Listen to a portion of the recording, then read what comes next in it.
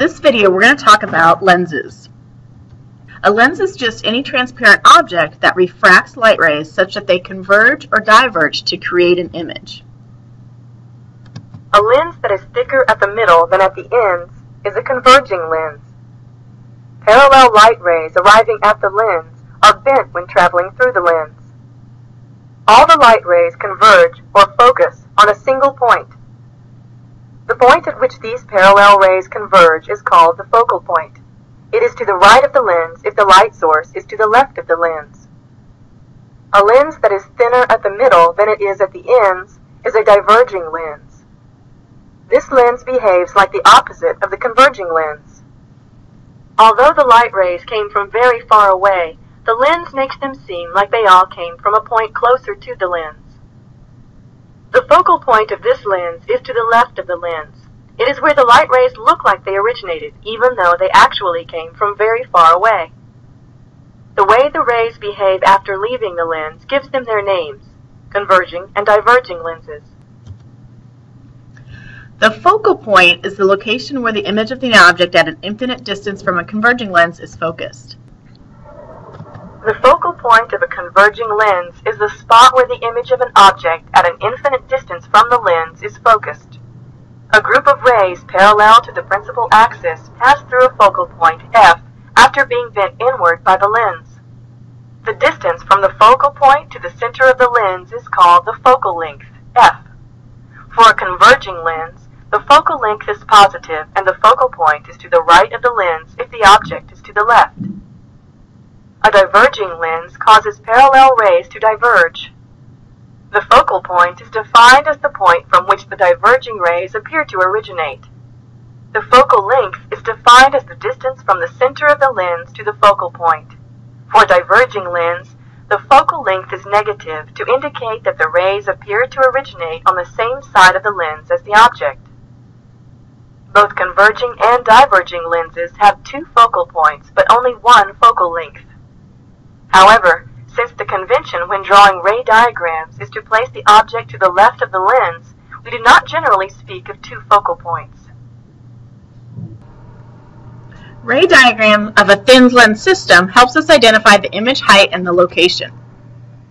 When we draw our ray diagrams, there's a parallel ray that's again parallel to the principal axis, and then it's going to pass through the focal point.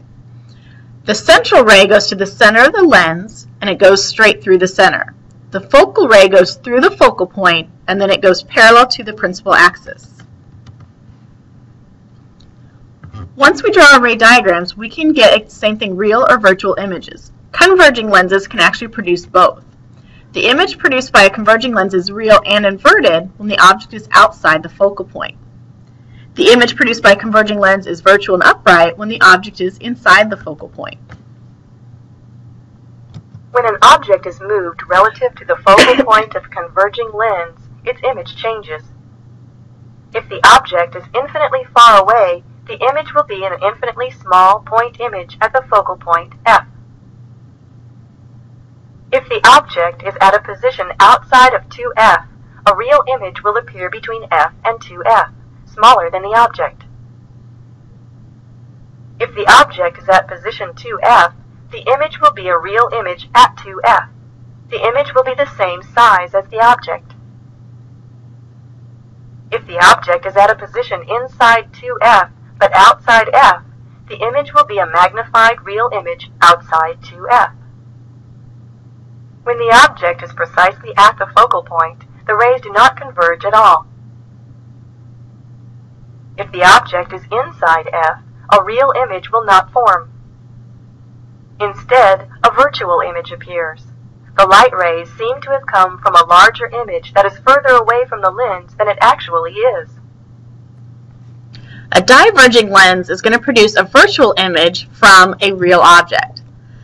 It's always going to be virtual, and it's always going to be a smaller image.